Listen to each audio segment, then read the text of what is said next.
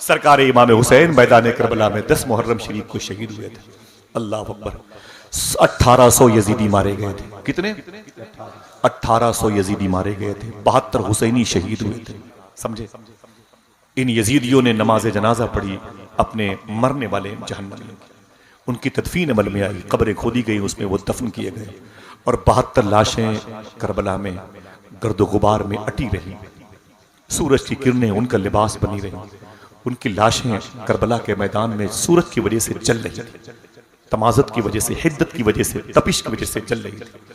12 मुहर्रम शरीफ को ये काफिला यजीदियों का इमाम आली मकाम को के बेटों को, सज्जदानियों को, सज्जद सज्जाद को लेके आगे बढ़ा। करीब में 2 किलोमीटर के फासले पर एक छोटा सा गांव है जिसे कबीले अस्वद कहते हैं। अब ये गांव करबला में शामिल हो गया। जब उस गांव की औरतें आज भी आशूरा के दिन करबला में आती हैं तो बड़ा हंगामा होता है। ये अलग बात है कि अहले तशा के मजहब के मुताबिक, ठीक है। सुने, कबीले अस्वद के लोग आए थे, आकर के 12 मुहर्रम को यजीदी काफिलों के जाने के बाद हुसैनियों की लाशों को दफन किया था। मैंने शायद बताया था, एक कब्र खोदी थी जिसमें इमाम हुसैन को रखा था, उसके दाएं तरफ मौला अली अकबर को रखा था, बाएं तरफ मौला अली असगर को रखा था। किसी ने पूछा था, आपने अली असगर को बाएं तरफ क्यों रखा? जवाब आया, दिल को दिल के पास रखा जाए। एक कब्र में कितने लोग? हाथों को उड़ा के बोले 3 लोग। उसके बगल में 7 फीट के फासले पर एक कब्र खोदी गई जिसमें 65 लाशें दफन की गई। 65 लाशें दफन की गई। मिराज फैजाबादी ने क्या कहा था? हाँ, क्या बात है। इनके अशार भी बड़े अजीब गरीब होते हैं। मिराज साहब, अच्छा, शायरी जो है दिल को लगती है। आजादी के मौके पर शेर कहा गया था, लेकिन सज्जद सज्जाद जब याद आया तो शेर याद आया। ये उम्र हमने काटी, वो क्या बताऊं कैसे काटी हमने कैदे जिंदगी, या रसूल अल्लाह नाम ले लेकर तेरा जंजीरों से खेला खेला। अल्लाह अकबर। एक कब्र खोदी गई जिसमें 65 लाशें दफन की गई। इसी कब्र में अब्दुल्ला इब्न नमीर को रखा गया, ज़ुहैर बिन कौइन को रखा गया, इसी में हजरत कासिम को रखा गया, इसी में मखदूमा ज़ैनब के बेटे को रखा गया। किसी के हाथ हैं, किसी के पांव हैं, किसी का सर है, किसी के जिस्म की गोश्त के लोथड़े हैं। 65 लाशें एक कब्र में दफनाई गई। उसके तकरीबन 20 फीट के फासले पर एक कब्र शरीफ है जिसमें अकेले वो लेटा हुआ है जिसकी करबला में कमर झुकी हुई थी, जो बचपन में मदीने में टहल रहा था, जिसको हुजूर ने देखा था और फरमाया कि इन बच्चों में इस बच्चे को बुलाओ। जब वो बच्चा बुलाया गया तो हुजूर ने उस बच्चे से प्यार किया, उसके सर पे दस्त शफकत रखा। मेरे आका ने उससे प्यार किया, मोहब्बत की। सहाबा ने पूछा, हुजूर इतने बच्चों में एक बच्चे से क्यों मोहब्बत फरमाया?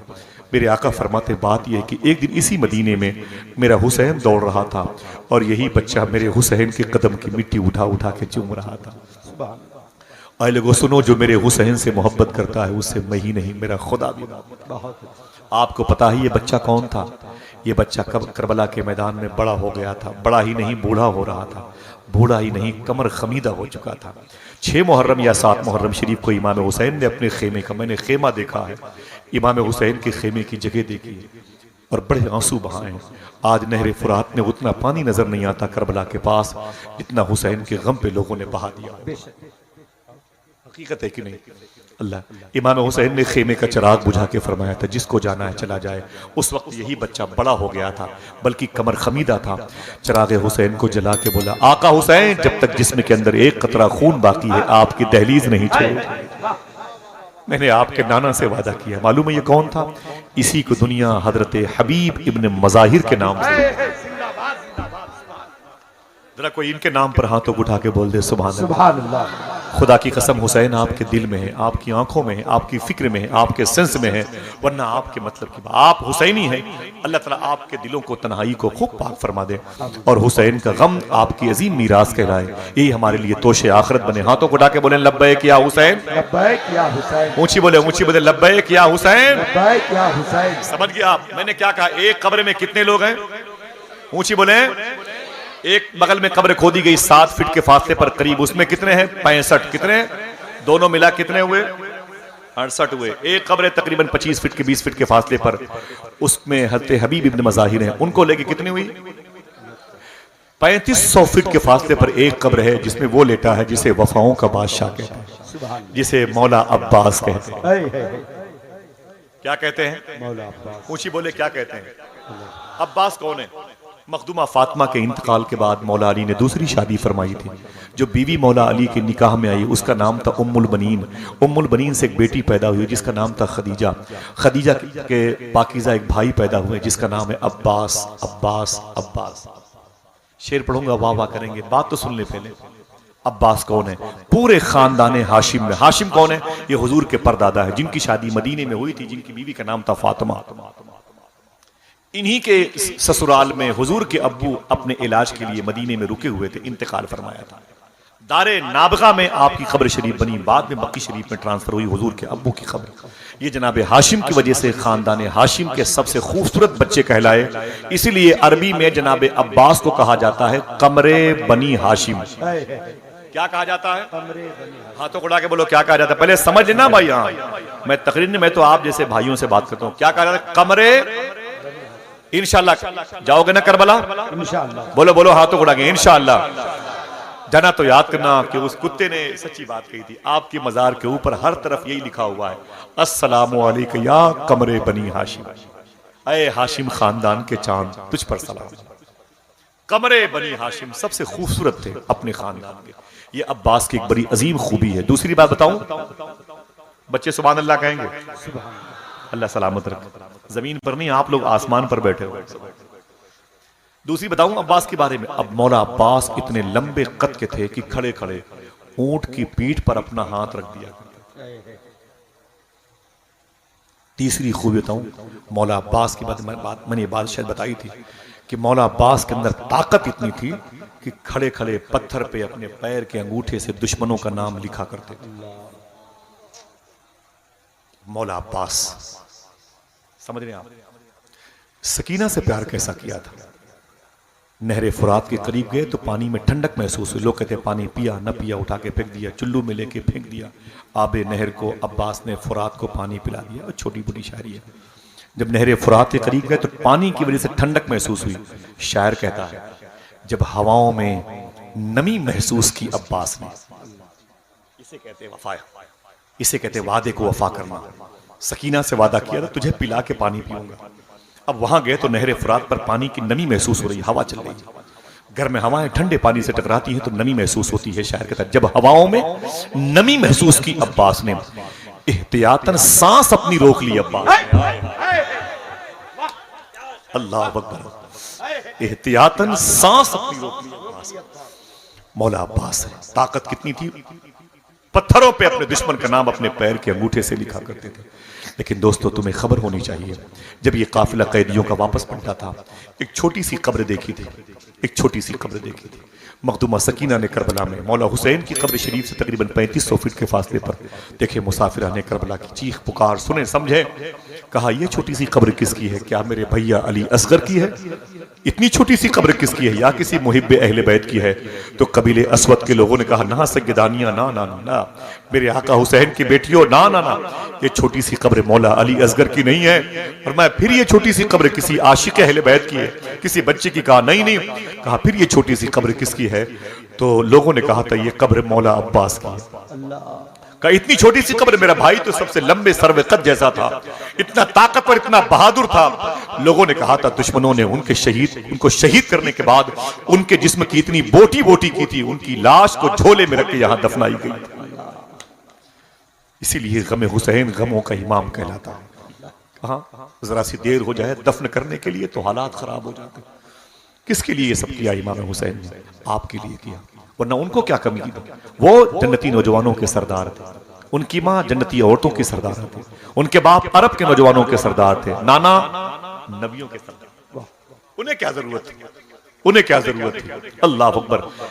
3 एक कब्र में, 65 एक कब्र में, कितने हुए? 68। हबीब इब्न ज़ाहिर अलग है, कितने हुए? 69। एक मौला अब्बास को लेके कितने हुए? हाथों को उठा के बोलो कितने हुए? 70। तकरीबन 4 किलोमीटर के फासले पर अकेला एक आशिक लेटा हुआ है जिसका नाम हजरत हुर है। मोहब्बत से कह दो सुभान अल्लाह। सुभान अल्लाह। कितने हुए? 71।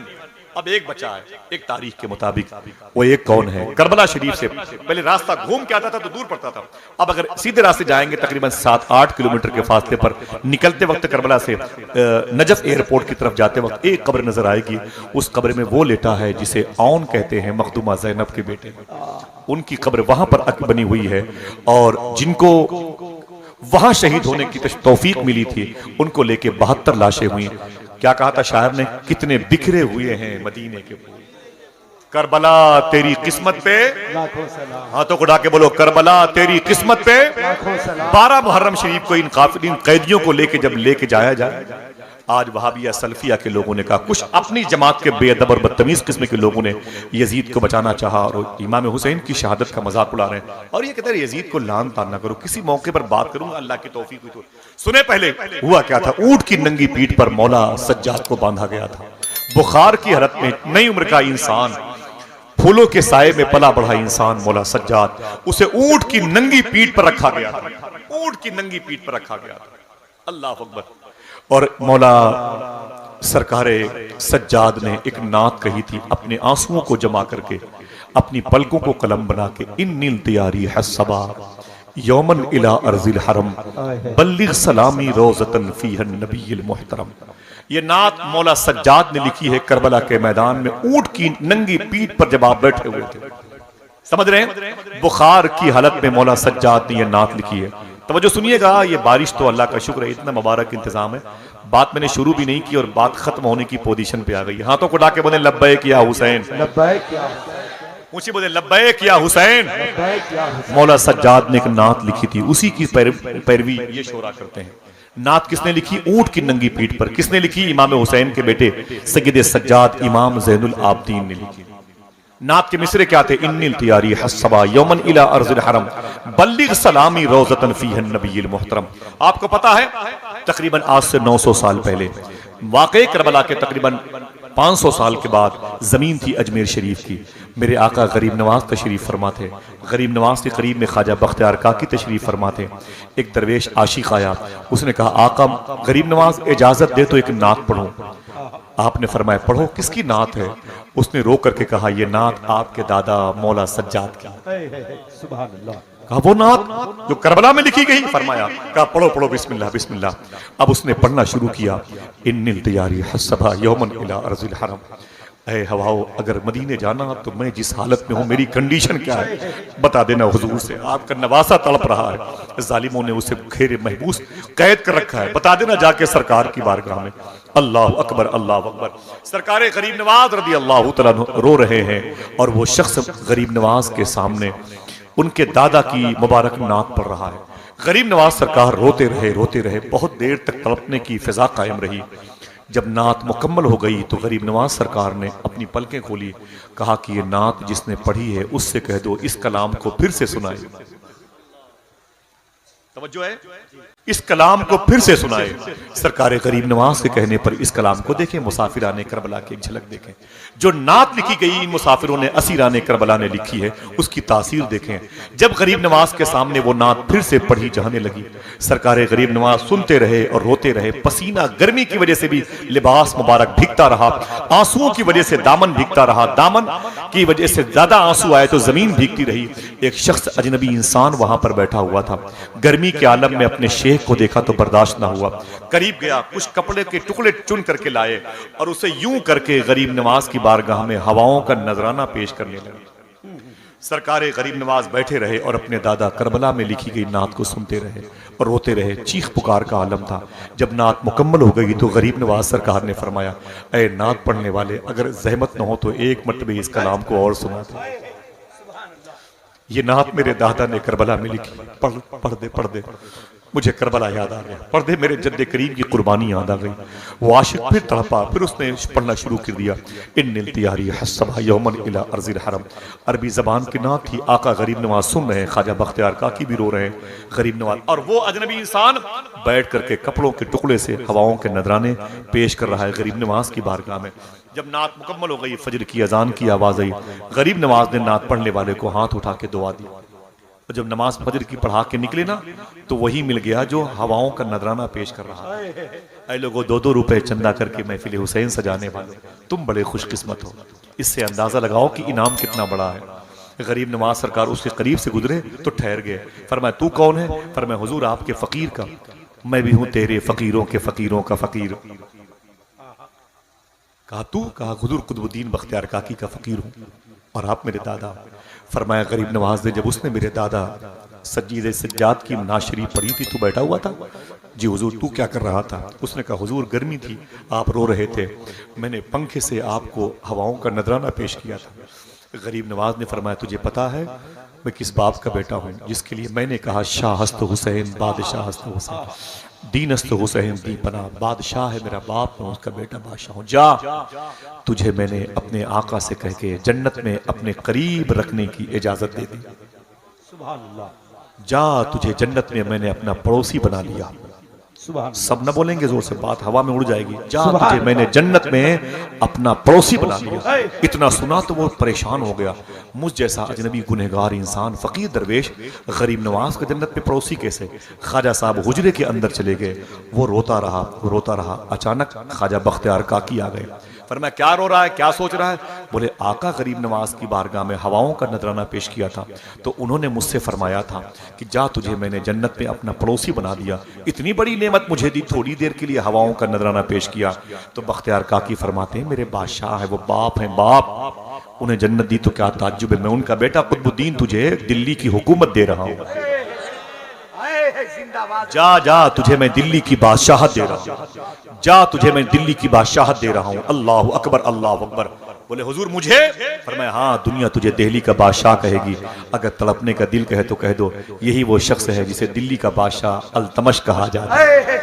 अरे जिंदाबाद, नारे तकबीर, मुसाफिराने करबला की नारे खिदमत, रिसालत, फैजाने गरीब नवाज। मुसाफिराने करबला की खिदमत अंजाम देने वालों की जज्बात और एहसासात की किस कदर हुई, किस कदर उनके अरफ़ वाला मकाम को और ज़्यादा बुलंदियाँ अता की गई इस खिदमत गम हुसैन से। आपको और हमको इसका अंदाज़ा नहीं है। ये तकरीबन 80 किलोमीटर का सफ़र किया था इन मुसाफिरों ने। कितना? पहले मदीने से मक्के आए 480 किलोमीटर का सफर किया, फिर मक्के से करबला आए तकरीबन 1600 किलोमीटर का सफर किया था। अब करबला में बच गए हैं मखसूस कैदी लोग हैं, असीराने करबला, जो मुसाफिराने करबला हैं। इन्होंने 80 किलोमीटर का सफर किया, उस शहर में गए जिसे कूफा कहते हैं। अल्लाह अकबर, जहां हजरत मुस्लिम बिन अकील लेटे हुए हैं, जहां उनके मेजबान जनाब हानी बिन उर्वा मौजूद है, उसी के करीब में बैत अली है, मौला अली का घर है।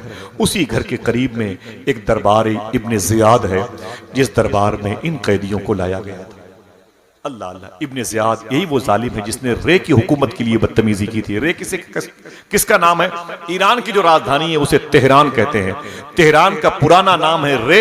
इसी रे की हुकूमत के लिए इब्ने जियाद ने यजीद के कहने पर सारे खेल खेले थे, लेकिन न यजीद की वो जफा रही, न वो जियाद का वो सितम रहा, जो रहा तो नाम हुसैन का, जिसे जिंदा रखती है करबला। जिस कदर हो सका इब्ने जियाद ने इनके साथ बेअदबी से पेश आने में कोई कसर बाकी नहीं रखी है। अल्लाह अकबर।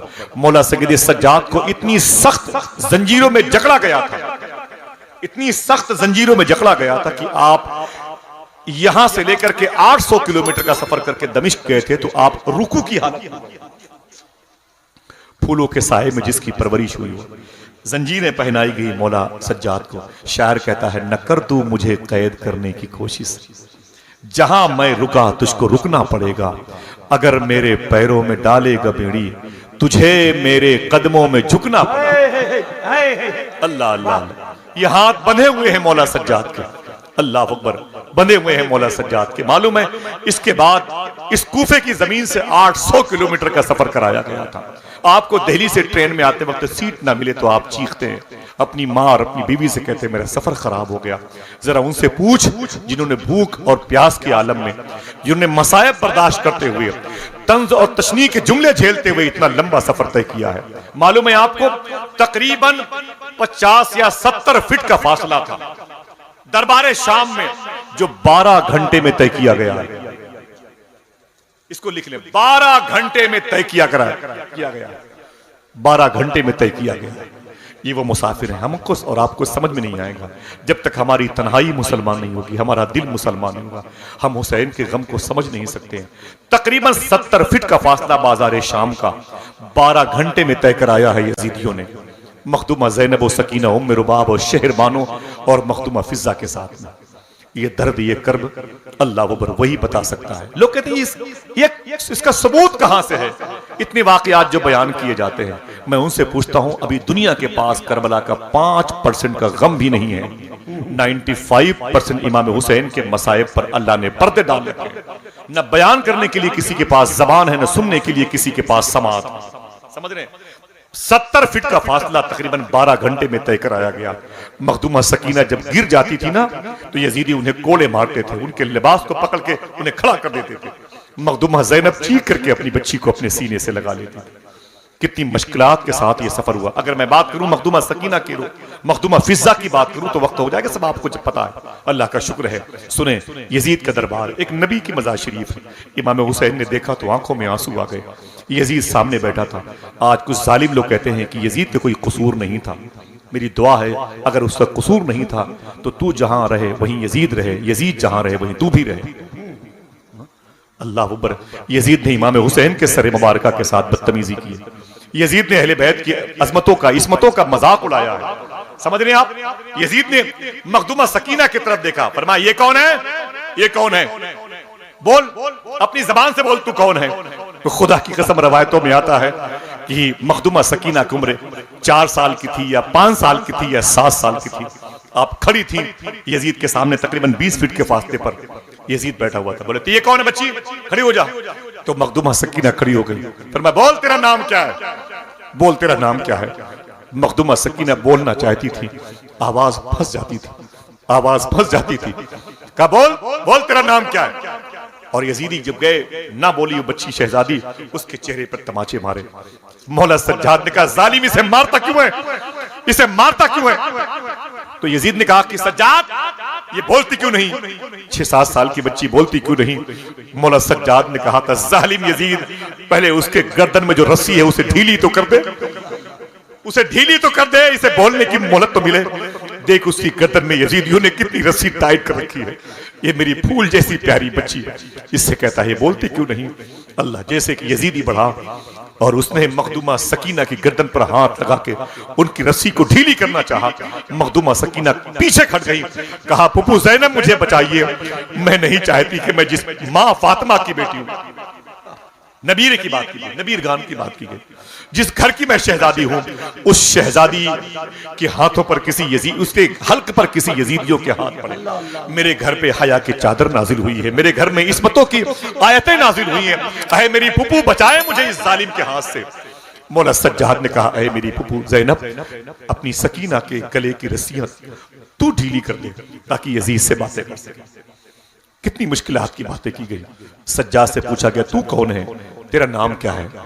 आप झुके हुए थे। कहा मेरा नाम अली है। सुभान अल्लाह। कहा नाम? कहा अली है। कहा वो जो कूफा में शहीद हुआ? कहा वो भी अली था।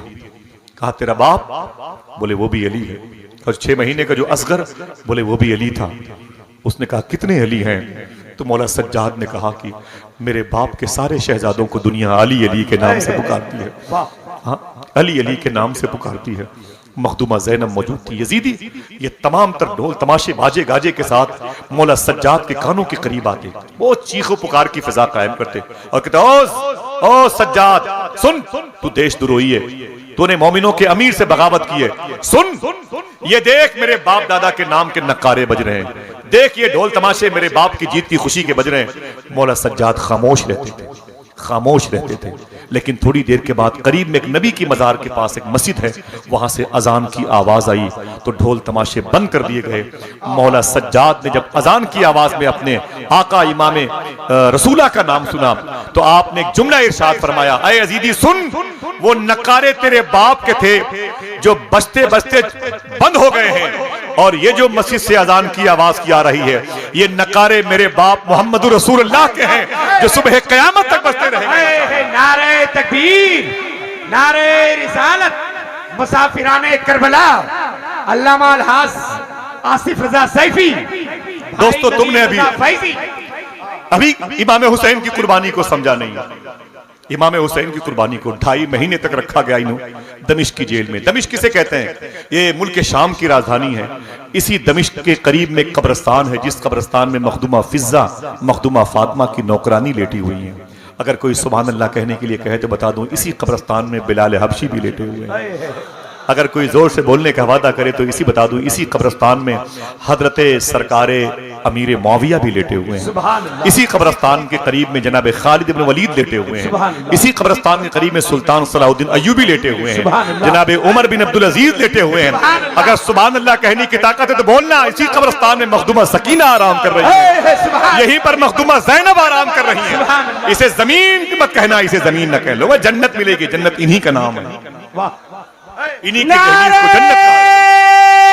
तकबीर, नारे रिसालत, मसलके आला हज़रत जिंदाबाद, फैजाने आला हज़रत, नारे तकबीर, नारे रिसालत।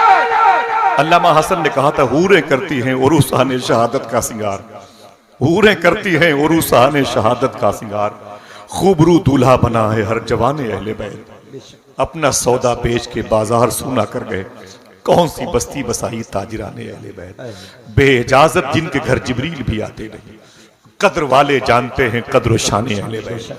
अल्लाह, यही हुसैन की तौहीन हो रही है, हुसैन का मजाक उड़ाया जा रहा। और लोग कहते हैं कि ये यजीद की गलती नहीं थी। यजीद, सुनो, इमाम यूसुफ नबहानी बहुत बड़े बुजुर्ग हैं, बहुत बड़े बुजुर्ग हैं 100 साल पहले के। निबहान फलस्तीन के करीब एक शहर का नाम है निबहान। इतने बड़े आशिक थे, जब मदीने आते तो कभी हुजूर के रोजे में न जाते, जहां से गुंबद खतरा नजर आता वहीं पे खड़े होकर सलाम पढ़ते थे, अस्सलातु वस्सलामु अलैका। किसी ने पूछा है यूसुफ बिन इस्माइल नबहानी अंदर क्यों नहीं जाते? आप फरमाया करते, कुत्तों का काम है घर से बाहर रहा, घर के अंदर तो घर का मालिक रहा करता है। इतने बड़े आशिक थे। 100 साल पहले वहां की वहाबिया हुकूमत ने इनके खिलाफ एक किताब लिखी। एक बुजुर्ग हैं तो डॉक्टर सैयद अब्दुल करीम, फरमाते वो किताब बट रही थी मुफ्त में, मैंने अपने हाथ में ले लिया, संभल के सुनिएगा, हुसैन की अजमत समझ में आ जाएगी। वो कहते हैं कि डॉक्टर साहब कहते हैं सैयदजादे की, देखिए साबिर भाई, वो किताब मैंने अपने हाथ में बट रही थी, मैंने ले ली, यूसुफ बिन इस्माइल नबहानी लिखा हुआ था, ले ली और लेकर के मैं टहलते टहलते गली से गुजरा ना, मदीने में एक बुजुर्ग का घर था। वो बुजुर्ग हर हफ्ते हुजूर को ख्वाब में देखते थे। सुभान अल्लाह। किताब मेरे घर पे रखी, जब चाहे देख, मुझसे पूछना बता दूंगा आपको। वो बुजुर्ग हर हफ्ते हुजूर को ख्वाब में देखते थे। कहते मैंने सोचा कि उनकी ज़ियारत कर लूं। मैंने दरवाजे पे दस्तक दी, दरवाज़ा खुला, वो सामने खड़े, मैंने सलाम किया, दस्तबोसी की, मैंने दस्तबोसी उन्होंने की। मैं सैयदजादा था, वो गैर सैयद थे, वो अल्लाह के वली थे, और मैं जो हुजूर के खानदान में होने का शरफ हासिल था। मैं अंदर गया तो मेरे हाथ से किताब देखी, बोले वो सैयद साहब ये किताब कैसी है? मैंने कहा हुजूर ये किताब बट रही थी, यूसुफ बिन इस्माइल नबहानी का नाम है, और बस मैंने ले लिया। फिर मैं इधर लाइए, जब किताब देखी तो फरमाया ये किताब यूसुफ बिन इस्माइल नबहानी के खिलाफ लग रही है, चलो इसे बाद में देखेंगे। यूं लिया किताब को छज्जे पे डाल दिया, यूं लिया किताब को छज्जे पे डाल दिया। इमाम यूसुफ कहते हैं वो उनकी किताब ऊपर डाल दी गई। डॉक्टर अब्दुल करीम कहते हैं मैं घर चला आया। वो बुजुर्ग कहते हैं कि उस हफ्ते हुजूर ख्वाब में नहीं आए, दूसरे हफ्ते भी हुजूर ख्वाब में नहीं आए, तीसरे हफ्ते भी हुजूर ख्वाब में नहीं आए, कई हफ्ते हो गए हुजूर को देखा नहीं। तड़प पैदा हो गई, चीखने लगे, पुकारने लगे, अल्लाह अल्लाह, मेरी आंखें हुजूर के जलवे को देख के जिंदा है, हुजूर की लब और रुखसार को देख के जिंदा है, तेरा हुस्न मेरी निगाह में बखुदा खुदा की किताब है, तेरी बंदगी तो अलग रही, तुझे देखना भी सवाब है। हुजूर नजर नहीं आते। कहते हैं मैं घर से बाहर निकला, दोस्त के यहाँ क़याम किया, अपने घर में ना था, दूसरे के यहाँ था। जब मैंने क़याम किया तो उस रात हुजूर मेरे ख्वाब में आ गए। कई हफ्तों के बाद हुजूर मेरे ख्वाब में आ गए। मैंने हुजूर के कदम शरीफ पकड़ लिए। मैंने कहा आका मेरी खता क्या है, मेरा कसूर क्या है, मेरा जुर्म क्या है, माफ फरमा दे, मेरी खता को माफ फरमा दे। मेरी आंखें क्या मुसलमान नहीं है सरकार? मेरी फिक्र, मेरा सेंस, मेरे ख्यालात क्या मुसलमान नहीं है सरकार? मुझे माफ फरमाए। इतने दिन के बाद आप मेरे ख्वाबों में आए सरकार, मेरे घर पे आपने कदम क्यों नहीं रखा, मेरे ख्वाब में घर पे क्यों नहीं आए? तो हुजूर ने जुमला इरशाद फरमाया, एक मेरा आशिक है जिसका नाम है यूसुफ बिन इस्माइल नबहानी, पिछले दिनों उसके खिलाफ एक किताब लिखी गई है, जब से वो किताब तेरे घर में रखी गई है, सुन मैंने उस घर में कदम नहीं रखा जिस घर में मेरे आशिक के खिलाफ किताब रखी। समझ रहे हैं? जिसके दिलों में हुसैन का बुग़्ज़ होगा उसके दिलों में ईमान कैसे आए? हुसैन कौन है? शाह हस्त हुसैन, बादशाह हस्त हुसैन, दीनस्त हुसैन, दी पनाह हस्त हुसैन। दोस्तों हुसैन का गम मनाया करो। ये तकरीबन 2 महीने तक, 2 महीने, अगर मैं दमिश्क के कैद खाने की मैंने सोचा था, लेकिन बात यह कि अगर मैं सीधे सपाट बात करूं 13 मुहर्रम से लेकर के तकरीबन 3 महीने की दास्तान, तो फिर मैं बहुत सारी बातें आपको नहीं बता पाऊंगा जो मुझे करबला के मकसद के तहत, जो जिस मकसद के तहत कुर्बानी हुई है। आपको लगता है इमाम हुसैन सरकार हर लाश को उठा के क्या कहते थे? लगता है कभी सोचा आपने? 3 बातें कहते थे। 3 बातें यही हमने नहीं कही, वरना कुर्बानियां कितनी नहीं हुई। 3.5 दिनों में स्पेन में 2.5 लाख मुसलमान मारे गए। 3.5 दिन में स्पेन में, यूगोस्लाविया बड़ा, चेचेनिया, कोसो, ये सब बड़े, रूस कटा, 3.5 दिन में 2.5 लाख मुसलमान मारे गए। किसी नाम के नाम का झंडा लगता है? बोलो भाई बोलो। आइए और आगे बात करते हैं। बड़े बड़े आशिकों की जमात है। 14 सहाबा बद्र के मैदान में शहीद हुए थे। बच्चों को पता नहीं है ये महीना कब आता है।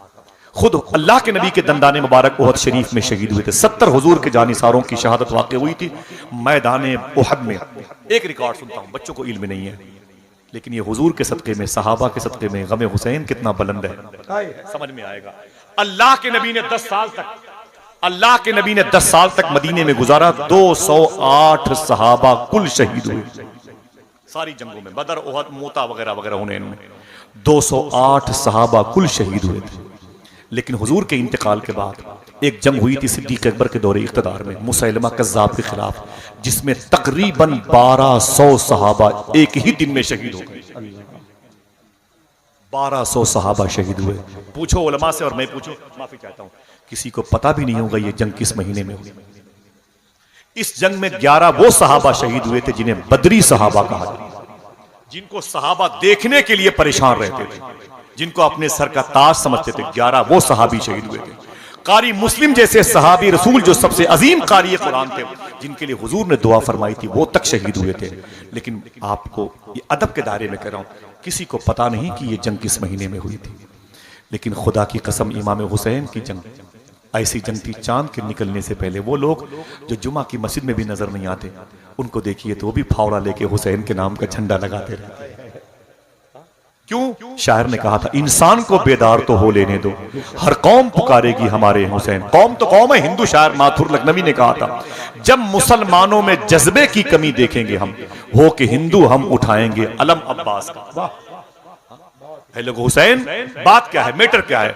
बात यह है ना कि इमाम हुसैन ने करबला के मैदान में जो सबसे बड़ा कारनामा अंजाम दिया, वो ये है कि ताकत होते हुए भी अपनी ताकत का इस्तेमाल नहीं।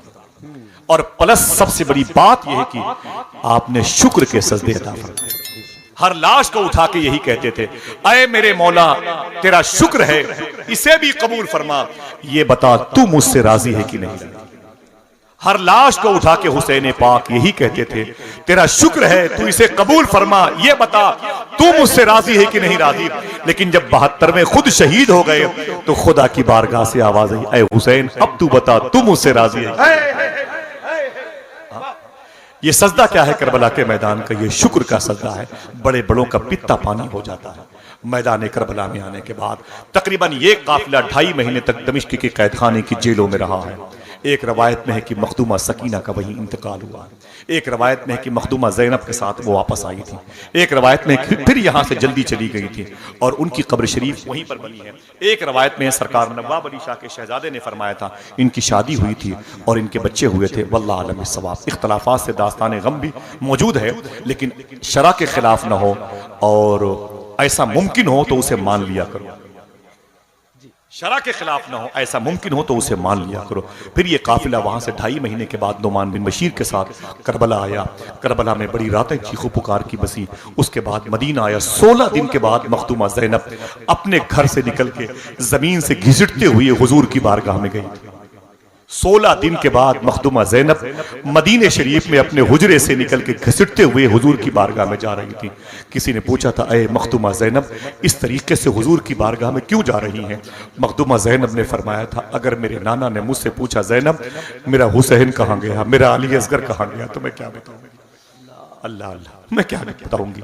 यह कि हुसैन रकम कर दे दीगरे ज़ैनब, दो तारीखें लिखी गई करबला में, एक को हुसैन ने रकम किया, एक को मखदूमा ज़ैनब ने। आका करीम के रोज़े पर आई, आपने बेतहाशा रोज़े मुस्तफ़ा को पकड़ के रोया था। जब आम लड़कियां हुजूर के रोज़े पे जाके रो के मर गई हैं तो ये तो ज़ैनब है। किताब पढ़े आप, एक हसीन लड़की अम्मी आयशा फरमाती हैं हुजूर के इंतकाल के बाद कब्र मुस्तफ़ा पे आ गई और मुझसे बोली मेरे घर पे आ गई। बोले अम्मी, फरमाया। मैंने कहा क्या बात है? बोले हुजूर के इंतकाल के बाद हुजूर को देखा नहीं है, अगर जहमत न हो तो कब्र मुस्तफ़ा मुझे दिखा दे। मैंने कहा चल मेरी बेटी। वो लड़की जैसे गई अंदर हुजूर की कब्र शरीफ से लिपट गई, इतना रोई, कहा आका जब से आप इंतकाल की हैं आपको देखा नहीं, मेरा शौहर है, मेरे बच्चे हैं, मदीने मेरा दिल नहीं लगता। सूरज निकलता है लेकिन अंधेरे का एहसास होता है, कोई मुस्कुराता है तो दिल टूट जाता है। सरकार मुझ पर करम फरमाए, या तो मुझे अपने पास बुला ले या फिर निकल के बाहर आ। अम्मी आयशा कहती वो रोती रही कब्र मुस्तफ़ा पकड़ के। अचानक उसकी आवाज़ बंद हो गई। मैंने सोचा इसे उठा के बाहर ले चले, मैं उठा ना पाई, मैं खुद बैठ गई। फिर मेरी चीख निकल गई। मैंने क्या देखा था? उसकी रूह उसके बदन से निकल गई। उम्र भर की बेकरारी को करार आए। आम लड़कियां हुजूर से मोहब्बत करें तो कब्र मुस्तफ़ा से लिपट के रोएं तो उनकी रूह निकल जाए। ये तो मखदूमा ज़ैनब है, ये जनाब सैयद सज्जाद है। करबला से मदीने गए तो सबसे पहले दो काम किया था। एक काम यह है कि आपने मदरसा खुलवाया था ताकि लोगों को पता चल जाए अहले बैत किसे कहते हैं। दूसरा काम आपने ये किया था कि मदीने में आपने लंगर खाना कायम किया था। इसी लंगर का नाम सुन के सुभान अल्लाह कह दो। मौला सज्जाद ने दो काम किया। किसी ने पूछा ये मदरसा क्यों चला रहे हैं आप? तो कहा इसलिए चला रहा हूं अब लोगों को पता चल जाए कि हुसैन किसे कहते हैं, हुसैन का बेटा किसे, सैयदों की अजमत किसे कहते हैं। कहा ये लंगर खाना, तो आपने रोक के कहा था मैं नहीं चाहता कि मेरा बाबा हुसैन करबला में भूखा प्यासा गया है, अब जमीन पर कोई दूसरी मखलूक भूखी प्यासी मर जाए। इन्हीं के कैंपस में, इन्हीं के लंगर खाने में हम लोगों ने लंगर खाने को अहमियत नहीं दी। हुजूर गौस पाक के लंगर खाने पर एक जुमला लिखा हुआ है, मैंने नेकियों की फाइल उलट पलट के देखी लेकिन अल्लाह की बारगाह में मखलूक को, पब्लिक को खाना खिलाने से बड़ी नेकी मुझे नहीं मिली। ऐ लोगों लंगर आम किया करो इंशाअल्लाह बोले, दो दो चार चार लोग मिलकर के लंगर किया करो इंशाअल्लाह बोले। ये तो इंसानों का आप कम नहीं होगा भाई, कम नहीं होगा। सुन ले, ये बातें बहुत लंबी हो गई भाई, कई मुशायरे कई शोरा किराम है, सब खड़े हुए हैं मना करने के लिए, माफी चाहता हूँ। मेरा दिल बड़ा लगा माशाअल्लाह, मेरा दिल बड़ा। लेकिन सुने आप, मना नहीं, मतलब मेरा मतलब है कि बहुत सारे मेरी ये टोपियां मेरे भाइयों के कदमों के नीचे। मना से मुराद ये नहीं कि वो मतलब मुझे, मना से मुराद ये कि वक्त भी देखा जाए तो जरूरी है, लेकिन हकीकत में लंगर का एहतमाम किया करें इंशाअल्लाह। लोग कहते हैं कम हो जाएगा, कम हो जाएगा। मैं बता दूं अल्लाह कैसे पालता है अपने बंदों को, बता दूं। सुलेमान अलैहिस्सलाम ने कहा मेरे मौला तू जानवरों को कैसे पालता है? फरमाया अल्लाह ने, ऐ सुलेमान उस तालाब पे किनारे चला जा, बताता हूं कैसे पालता हूं। मुबारक भाई देखें, मेरा भाई बैठा हुआ है, उस तालाब किनारे जा, देखें साबिर भाई, मैं बताता हूं मैं कैसे अपने मखलूक को, कीड़े मकोड़ों को पालता हूं। सुलेमान अलैहिस्सलाम चले गए, जाके देखा तो तालाब किनारे एक चूंटी है, वो मुंह में एक दाना लेकर के इधर से उधर टहल रही है। अचानक तालाब से मेढक निकला, उसने मुंह खोला, चूंटी उसके पैरों पे चढ़ के उसके मुंह में गई, मेढक ने मुंह बंद कर लिया और मेढक अंदर तालाब में डुबकी लगाई, गायब हो गया। सुलेमान अलैहिस्सलाम बैठे हुए, थोड़ी देर के बाद मेढक फिर अंदर से बाहर निकला, उसने किनारे पर अपने आप को रखा, मुंह खोला, चूंटी नजर आई, चूंटी उसके मुंह से निकली पैरों पे चढ़ के। सुलेमान अलैहिस्सलाम ने कहा गौर से देखा तो उस चूंटी के मुंह में अब दाना नहीं था, दाना गायब था, चूंटी जिंदा थी, निकल के पैरों के सहारे अपनी सुराख में बिल में घुस गई। सुलेमान अलैहिस्सलाम कहते हैं मेढक अंदर चला गया। मैंने कहा मेरे मौला ये क्या माजरा है, ये चूंटी, ये दाना, ये मेढक का मुंह के अंदर रखना, ये अंदर जाना फिर आना, फिर चूंटी का बिल में, ये क्या माजरा है? अल्लाह फरमाता है मूसा इसी तालाब के बिल्कुल बीचों बीच में एक टापू है, एक जजीरा है, वहां पर एक मैंने अंधा कीड़ा पैदा किया, अंधा कीड़ा पैदा किया। वो कीड़ा अपना खाना पीना ढूंढ नहीं पाता, उसको खाना पहुंचाने के लिए मैंने एक चूंटी पैदा की, एक मेढक पैदा किया। तुम झूठ बोलते हो कि लंगर खिलाने से कम हो जाएगा, झूठ बोलते हैं, लोगों को इल्म नहीं है, लंगर खिलाने से और बढ़ता है कि नहीं बढ़ता? बोलो भाई बोलो। हाँ, करबला के मुसाफिरों का ये पैगाम लेके जाओगे, अकेले नहीं हो सकता, दो तीन लोग मिल करके, जब तक ये गमे हुसैन के नाम के ये मुबारक चांद बाकी रहे, लंगर हुसैन जारी रहे इंशाअल्लाह। बोले बोले इंशाअल्लाह। नहीं हो सकता तो कम से कम अपने घर में नमाजियों को, इमाम को बुला लिया करो यार, 100 रुपए की टॉफी ला के रख दिया करो, खजूर ला के रख दिया करो। बोले क्या करना है? कुछ नहीं, बस आप मेरे घर में हुसैन हुसैन कर दें, मेरे घर में जैसे आप आए हैं हुसैन भी आ जाए। मेरे बच्चों को, मोहल्ले वालों को पता चल जाए कि हुसैन का मुबारक महीना चला। क्यों? कुल्लु अर्जिन करबला कुल्लु यौमिन आशूरा, हर दिन कर आशूरे का दिन है और हर जमीन करबला की। दोस्तों का में हुसैन फरामोश ना करना। ये खिलाना पिलाना बर्बाद नहीं जाएगा, समझ रहे मेरे भाई? इससे फायदा कितना बढ़ता है। जमादुल औलिया में लिखा है, बता दो एक बात, जमादुल औलिया में लिखा है, इब्राहिम बिन अदम एक बुजुर्ग हैं, वो फरमाते मैं जा रहा था काबे के तवाफ के लिए। क्यों सज्जाद ने ये काम किया? सुने आप, पता चल जाएगा कितना इससे फायदा होता है। जमादुल औलिया में लिखा है, इब्राहिम बिन अदम ने मैं काबे का तवाफ करने के लिए निकल रहा था। लब्बैक अल्लाहुम्मा लब्बैक लब्बैक ला शरीक लक लब्बैक इन्नल हम्द वन निअमत लक वल मुल्क नारे लगा रहा था। अचानक मैंने क्या देखा है कि हिंदू चींटियों को आटा और चीनी दे रहा था। चींटियों को, अमजद भाई कहां गए? है माशाअल्लाह, सुभान अल्लाह। वो बहुत जानवरों से मोहब्बत करते हैं माशाअल्लाह, मुझे बड़ी खुशी हुई। मेरा खुद भी तकरीबन 200-500 रुपए का पर डे खर्च है कुत्तों जानवरों के लिए। मुझे मेरे दिल में बड़ी मोहब्बत है, अल्लाह की मखलूक है, लेकिन सुभान अल्लाह। आप सब खिदमत करें इंशाअल्लाह। इमाम हुसैन मुसाफिरों का पैगाम तो समझ में आ जाए। इब्राहिम कहते हैं, ओ क्या कर रहा है? बोले चींटियों को आटा और चीनी दे रहा हूं। बोले तू कौन है? बोले मैं हिंदू हूं। बोले नॉन मुस्लिम है? बोले जी मैं मुसलमान हूं, मैं कुरान नहीं मानता, नबी को नहीं मानता, खुदा को खुदा। बोले मैं हिंदू हूं, पत्थर को पूछता हूं। बोले सुन, कुछ भी कर ले तुझे सवाब नहीं मिलेगा। इब्राहिम बिन अदम ने कहा कुछ भी कर ले तुझे सवाब नहीं मिलेगा, पुण्य तुझे नहीं मिलेगा। उसने कहा अरे बाबा सुनो हाजी साहब, मुझे कुछ मिले कि न मिले, चींटियों का पेट तो भर जाएगा, चींटियों का पेट तो भर जाएगा, मुझे कुछ मिले कि न मिले, आप अपना काम करें। इब्राहिम बिन अदम कहते हैं मैं लब्बैक अल्लाहुम्मा लब्बैक के नारे लगाता लगाता मक्का शरीफ पहुंच गया। मैं अंदर गया काबे के आंगन में, मुताफ में गया, तवाफ शुरू किया मैंने। मकाम हजर अस्वद से लेकर के मुल्तजिम से लेकर बाबे काबा से मकाम इब्राहिम से फिर मुझे हतीम परनाला, फिर रुकने शामी यमानी से होते हुए एक चक्कर पूरा करना था। लेकिन गजब हो गया, जैसे मैंने काबे के आंगन मुताफ में कदम रखा, मैंने क्या देखा? देखना कितने लोग सुभान अल्लाह कहते मैंने क्या देखा? वही हिंदू जो चींटियों को चीनी और आटे दे रहा था, मुझसे पहले काबे का तवाफ कर रहा था। नारे तकबीर, मुझसे पहले नारे रिसालत, पैगामे करबला, मुझसे पहले काबे का तवाफ कर रहा था। सैयद सज्जाद ने क्यों किया मदीने में ये काम? क्यों रखा इसका नाम मुसाफिर करबला? क्या मकसद है? आइए लेके जाएं इंशाअल्लाह। बोले लंगर आम करेंगे ना इंशाअल्लाह। धर्म न देखा करें, किसी का मजहब न देखा करें, ठीक है? कोई भी गरीबों से खिलाया पिलाया करें। सुनो आज ये नफरत का माहौल है। गरीब नवाज सरकार के अजमेर में जब कोई हिंदू शख्स की लड़की जवान होती थी, उसकी शादी की फिक्र उसके बाप को उतनी नहीं होती थी जितनी गरीब नवाज को होती थी। वाह वाह वाह वाह, समझ रहे आप? तब ना 90 लाख लोगों ने होलसेल के हिसाब से कलमा पढ़ा। हमारे बच्चों को देख करके लोग अपनी बच्चियां अंदर कर दे, वो जालिम आ गए, इज्जत के लुटेरे आ गए मुसलमानों के बच्चों को देख करके। ऐसा क्यों हुआ? हमने हुसैनी किरदार फरामोश कर दिया। अल्लाह अकबर, अल्लाह अकबर। बोले ऐ मेरे मौला ये क्या है? मुझसे पहले ये हिंदू तवाफ कर रहा है काबे का, क्या मतलब? अल्लाह की बारगाह से आवाज आई, ऐ इब्राहिम बिन अदम सुन, इसने चींटियों को चीनी और आटा खिलाया, इसने चींटियों से मोहब्बत की, मेरी रहमत नहीं इससे मोहब्बत। सुभान अल्लाह। अल्लाह दोस्तों कम नहीं हो जाएगा। मौला सज्जाद ने मदीने में 2 काम, मदरसा और लंगर खाना। इसी लंगर खाने की मशहूर बात है कि शख्स आ गया, उसे 3 दिन तक आपने अच्छे खाने खिलाए, अच्छी तरीके से उसकी आवभगत की, उसकी खिदमतें अंजाम देने के लिए ड्यूटी लगा के रखी। जब 3 दिन के बाद वो जाने लगा तो मौला सज्जाद ने कहा कि उससे कह देना मुझसे मिल के जाएगा। जब मिलने के लिए करीब आया तो आपने फरमाया टिफिन में खाना ले लो, रास्ते में काम आएगा। उसने कहा ऐ सज्जाद आपने मेरी बड़ी खिदमत की, आप मुझे पहचानते नहीं।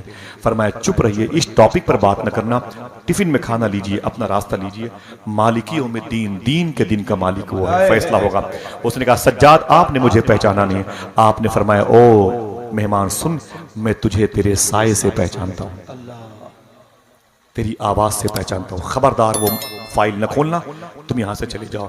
उसने फिर कहा सज्जाद तुमने मुझे पहचाना नहीं, ऐ नवासे रसूल तुमने मुझे पहचाना नहीं, अगर पहचाना होता तो तुमने मुझे इतना खिलाया पिलाया नहीं होता, 3 दिन तक मुझे टिफिन में खाना पैक किया है, न पैक करता, मुझे तू अगर पहचानता तो। मौला सज्जाद रो के खड़े हो गए, बोले जालिम तुझे कैसे भूल जाऊं। 10 मुहर्रम शरीफ को करबला के मैदान में जले हुए खेमे के बीच में बुखार की हालत में मैंने तुझे देखा था। तूने मेरे बाबा हुसैन के लाडले अली अकबर के सीने पे जो बर्छी मारी थी, वो बर्छी जब उनके सीने में लग गई थी, जब वो जमीन पर गिर पड़े थे, तू जूता पहन करके उनके सीने पे खड़ा था। मैं जले हुए खेमे से तुझे देख रहा था जालिम, तू कहता है तुम मुझे पहचानते नहीं, तेरे साए से पहचानता हूं तुझको। सुन, वो वक्त भी याद है तूने बर्छी निकालने के लिए जब पूरी कोशिश की थी, बर्छी मेरे आका अली अकबर के सीने से नहीं निकली थी, तूने उसे टेढ़ी करके जब खींचा था तो वो नेज़े की नोक मेरे बाबा अली अकबर के सीने में टूट गई थी, और तूने जूते से मेरे आका अली अकबर के सीने पर चक्कर मारी थी और हंसते हुए चला गया था। तुझे कैसे भूल जाऊं। इतना सुना तो वो जालिम कपकपाने लगा। कहा, हुजूर हमने आपके साथ ये किया था मैदान करबला में, और आपने मदीने मेरे साथ ये किया। आपने रो के कहा, वहां मैं तेरा मेहमान था, यहाँ तू मेरा मेहमान। ऐ लोग, ट्रेनों पे सफर किया करो, कभी किसी गरीब मुसाफिर को पूछ लिया करो। अगर तुम्हारे मोहल्ले में कोई बच्ची जवान हो तो उसकी शादी की फिक्र में गलता रहा करो। अगर तुम्हारे घर के करीब में कोई शादी वगैरह की महफिल सजे, थोड़ी सी कोशिश कर लिया करो। इमाम हुसैन के नाम पे 10-20 किलो चावल चीनी लेकर के उसमें शिरकत कर लिया करो। कोई राजी हो कि राजी ना हो, हुसैन पाक जरूर राजी हो जाएंगे इंशाअल्लाह। दिल से बोले इंशाअल्लाह। हुसैन पाक को राजी करो। करबला के मुसाफिरों का ये पैगाम बड़ा अजीम है, बड़ा अजीब व गरीब भी है, बड़ा दर्द को ये हमारे उभारता भी है और हमारे दर्द को कम भी करता है। हाँ? तमाम उम्र के प्यासे थे 3 दिन के नहीं, बगैर जामे शहादत भी ये रहा न गया। बवक्ते करबला सबने कहा ये जोड़ के सर, अभी गया तो गया, फिर गया गया न गया। इमाम हुसैन लेटे हैं मौला अली अकबर, मौला अली असगर के साथ। 65 वहां पे लेटे हुए हैं और मौला अब्बास वहां लेटे हुए हैं। हबीब बिन मज़ाहिर वहीं लेटे हुए हैं। कितने लोग चले हैं करबला? हबीब इब्न मज़ाहिर के करीब में एक छोटी सी जगह है जो खून से बिल्कुल लाल नजर आती है। ये वही जमीन है जहां इमाम हुसैन ने आखिरी सजदा फरमाया। अल्लाह अल्लाह अल्लाह। ये 72 नफूस कुस्सियां हैं। फिर मौला सैयद सज्जाद आए। सैयद सज्जाद का इंतकाल मदीने शरीफ में हुआ। इनकी मज़ार शरीफ कहाँ बनी बता दूं? अपने बड़े अब्बू इमाम हसन के बगल में मदीने शरीफ में। कोई कह दे सुभान अल्लाह। मदीने शरीफ में कब्रस्तान है जिसे दुनिया की सबसे अजीम कब्रस्तान कहा जाता है, जिसे बकी शरीफ कहा जाता है। ये शरीफ 10,000 सहाबा ना भी होते तब भी हो जाती अगर इसमें मखदूमा फातिमा आराम कर रहे हैं। हाँ, अगर सुभान अल्लाह कहने का वादा करो बता दूं, इसी कब्रस्तान में इमाम हुसैन के बड़े भाई इमाम हसन लेटे हुए हैं। इसी कब्रस्तान में इमाम ज़ैनुल आबिदीन लेटे हुए हैं। इसी कब्रस्तान में उनके सगे बेटे इमाम बाकिर लेटे हुए हैं। इसी कब्रस्तान में उनके सगे बेटे इमाम जाफर सादिक लेटे हुए हैं। इसी कब्रस्तान में हुजूर के चचा जनाब अब्बास लेटे हुए हैं। इसी कब्रस्तान में हुजूर की अलग 3 बेटियां लेटी हुई हैं। इसी कब्रस्तान में मौला हुसैन के मामू जनाब इब्राहिम लेटे हुए हैं। अगर कोई अब तक न बोला तो अब बोल दे, इसी कब्रस्तान में अम्मी हलीमा भी लेटी हुई हैं। इसी कब्रस्तान में मौला अली की मां फातिमा बिनते असद, हुजूर की समधी मखदूमा फातिमा की सास, मौला हसन, मौला हुसैन, मखदूमा ज़ैनब मोहसिन की दादी मखदूमा फातिमा बिनते असद भी आ रहा। सुभान अल्लाह, सुभान अल्लाह। इसे बकी शरीफ कहते हैं। दुनिया की सबसे बड़ी कब्रस्तान नजफ अशरफ में है, जहां कई करोड़ कब्रें हैं। मैं बकरीद के पहले गया था, अल्लाह का शुक्र है करबला। मैं रात में था, मेरी सुबह की फ्लाइट थी नजफ अशरफ से। मैं अकेले मौला अली की बारगाह में गया, दुनिया की सबसे बड़ी कब्रस्तान गया। मैं टहलते टहलते 2 नबी हैं, सोले अलैहिस्सलाम और हूद अलैहिस्सलाम, उनकी कब्रों पे गया। फिर मैंने कहा, ऐ मेरे आका मौला सोले अलैहिस्सलाम और हूद अलैहिस्सलाम, मेरी दुआ है कि हिंदुस्तान में वो अइम्मा, वो तलबा जो निहायत गरीब हैं या वो नमाजों से मस्जिद को आबाद करते हैं, वो जो लोग हैं, एक मतलब मेरी दुआ है कि उनको भी अपनी बारगाह में आने की इजाज़त दे। मैं गुजारिश करूंगा कि आप भी दुआ करें, अल्लाह मेरे इन तमाम तर मोहसिनीन को ज़मीन नजफ अशरफ की ज़ियारत का शरफ अता फरमाए। ये सारे लोग हैं, मैंने बता दिया। इमाम हसन मदीने शरीफ में है, इमाम ज़ैनुल आबिदीन मदीने शरीफ में, इमाम बाकिर मदीने शरीफ में, इमाम जाफर सादिक मदीने शरीफ में। फिर आगे ये सिलसिला बड़ा। क्यों कहा गया कितने बिखरे हुए हैं मदीने के फूल? क्यों कहा गया? इमाम जाफर सादिक के बेटे इमाम मूसा काजिम बगदाद आ गए, यहाँ लेटे हुए। कोई कह दे सुभान अल्लाह। इनके बेटे इमाम अली रजा ईरान में है, मशहद में। उनके बेटे इमाम जवाद तकी काज़मैन बगदाद सिटी में लेटे हुए हैं। उनके लाडले इमाम Ali Naqi 70 kilometre Kirkuk Sulaymaniyah Kurdistan Samarra में लेटे हुए हैं। उनके लाडले इमाम हसन अस्करी उनके पहलू में लेटे हुए। क्यों? कितने बिखरे हुए हैं मदीने। मैंने जितने नाम लिए करीब करीब सबकी मज़ारात पर मैंने अब तक हाजिरी दी है, सुभान अल्लाह। और एक नहीं कई की मरतबे हाजिरी दी है। मुझे आप जो चंद पैसे देते हो नजर न्याज के, मैं सोचता हूँ इसे क्या यहाँ वहाँ इस्तेमाल करूँ, है कि नहीं? बस आपके मुबारक हाथों से निकले हुए नजर के पैसे अगर बगदाद के सफर में खर्च हो जाए तो बहुत। ऐ लोग, हुसैन का पैगाम ये है, खुद भूखे रहो लेकिन किसी को भूखा मत देखना। इंशाअल्लाह बोले, हाँ याद करोगे इंशाअल्लाह। हुसैन ने करबला के मैदान में सच्चाई का इजहार किया। हुसैन के मुंह में जब खजूर के लुकमे आए थे, हुजूर ने उंगली डाल के निकाल के बाहर कर दी थी। क्या मतलब? हुसैन ने सच कहा, हुसैन ने हमेशा हलाल खाया। अगर आप चाहते हो कि मुझे क्या करना है तो दो बातें ये याद कर लो, हमेशा सच बोलते रहना और हलाल खाते रहना। सुभान हुसैन तुम्हारे दिलों में कयाम करेंगे इंशाअल्लाह। इंशाअल्लाह। दिल से बोलो इंशाअल्लाह। दरमियान से एक शख्स से साबिर भाई इजाजत दे तो खड़े होकर नारा लगा दे इमाम हुसैन की मोहब्बत में। माशाअल्लाह पूरा मजमा अपने दोनों हाथों को उठा के जवाब दे या हुसैन, माशाअल्लाह, या हुसैन, या अली, या अली। सुभान अल्लाह। या अली या अली। हुसैनी शेर पर शब्बीरियत का अमर नाफिज था, हुसैनी शेर पर शब्बीरियत का अमर नाफिज था, वगरना शाम की गलियों में ही मैशर बपा होता। बंधे हाथों से उसने तख्त का तख्ता उलट डाला, अगर वो हाथ आबिद के खुले होते तो हजरात। लेकिन सब्र और शुक्र साथ साथ चल रहा है, सब्र और शुक्र साथ साथ चल रहा है। दोस्तों हमें सखावत भी करबला से मिलती है, हमें नमाजों की पाबंदी की तलकीन भी करबला से मिलती है। हाथों को उठाएं, नमाजों की पाबंदी करेंगे इंशाअल्लाह।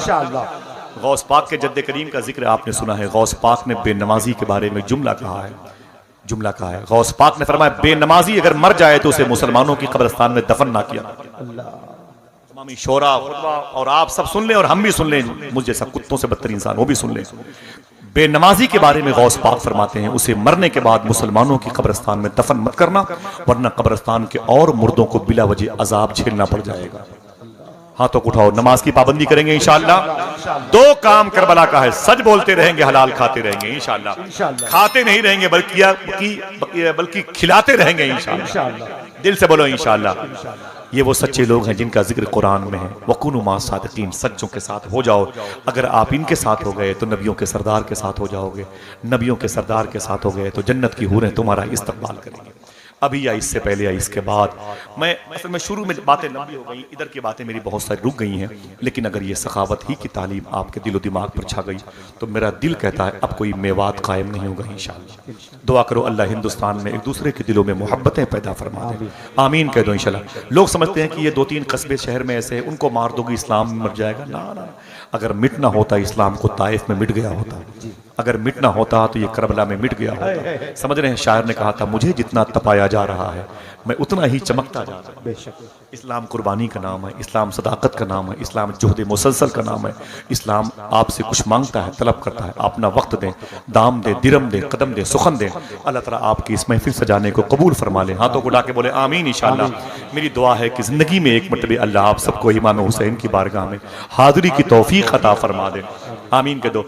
और मेरी ये भी दुआ है कि ज़िंदगी में एक मरतबे आप रोज़े रसूल की ज़ियारत करें, काबतुल मुशर्रफ़ा की ज़ियारत करें, अपने माँ बाप के साथ, अपने बच्चों के साथ हुजूर का दरबार देखें, सरकार गौसे आज़म के लंगर खाने की आप सबको ज़ियारत नसीब हो जाए, आमीन कह दो इंशाअल्लाह।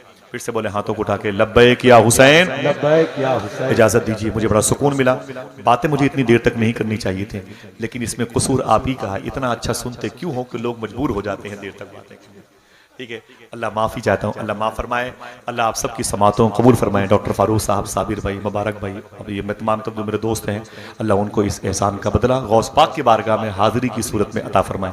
इजाज़त दीजिए, बड़ी खूबसूरत नाते हैं, इंशाअल्लाह उनसे मुलाकात करेंगे। अस्सलामु अलैकुम व रहमतुल्लाहि व बरकातुहू।